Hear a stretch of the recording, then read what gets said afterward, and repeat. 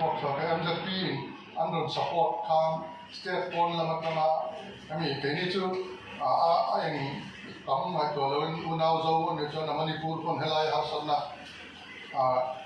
bang lama na tam te ko refugee pon ti phalo mo kami attachment kan nei na tanga ron chuaka anin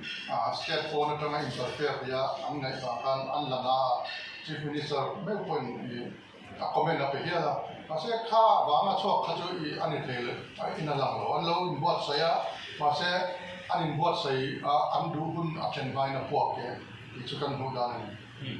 kami ni kan ka sayang kan kami ni kan puak ke lo ni ta se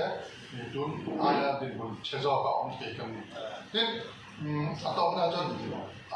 preconceived ani na chu asum in religion ya naga pon tela kuki pon tela tel beta tel kalaya kuki cho identifier zam du apo kini anan naga tribe te biar in anon identify chat chat eka ama kana anlo ni anglo ni ti siang